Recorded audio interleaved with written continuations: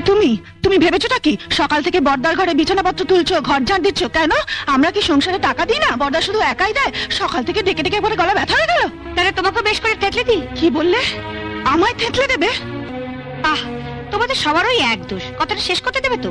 বর্দার ঠান্ডা লেগে গলা ব্যথা হয়েছে, তাই আদা থেতলে চা করে দেবো। আর তুমি বলে না যে আমার জন্য চেঁচিয়ে চেঁচিয়ে গলা ব্যথা হয়েছে, তোমাকে একটু থেতলে কাকা মাচা পর হলেও চলবে। আগে এই শাড়িটা নাও, শাড়িটা সাবান দিয়ে কাচবে, কেচে মার দেবে, মার দিয়ে ছাদে গিয়ে শুকোতে দেবে। আর হাতে একটা কঞ্চি নিয়ে দাঁড়িয়ে থাকবে, দেখবে শাড়িতে কাক না বসে, বুঝলে? তারপর শাড়িটা শুকোলে ইস্ত্রি করবে, ইস্ত্রি করে আমার হাতে এনে দেবে। আমি এই শাড়িটা পরে সন্ধ্যেবেলা দাদার আশীর্বাদে যাবো। দাঁড়াও, তুমি তো গড়গড় করে বলে গেলে। আমি ঠিক বুঝতে পারছি কিনা দেখি। শাড়িটা নিলুম, এটাকে সাবান দিয়ে কাচলুম, তারপর ছাদে গিয়ে শুকোতে দিলুম, তারপর একটা কঞ্চি নিয়ে রোদ্রের মধ্যে দাঁড়িয়ে রইলুম যাতে কাকে না করে, তারপর এটা সন্ধ্যাবেলা ইস্ত্রি করে তোমায় দিলুম। ঠিক আছে, বুঝতে পেরেছি। না, ঠিক নেই।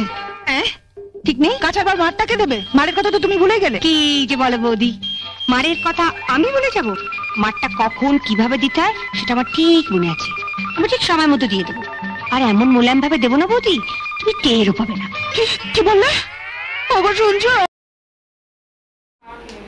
স্টার্ট। তোর বলতে বলতে আমি নিজেই না যদি ঘটি হয়ে যায় না। চেঁচিয়ে চেঁচিয়ে বলো না, তুমি বললে না আমার ডানে চেঁচিয়ে চেঁচিয়ে তোমার নাকি গলা ব্যথা, নেই নেই নেই গলা ব্যথা হয়ে গেছে, তাই তোমাকে একটু থেতলে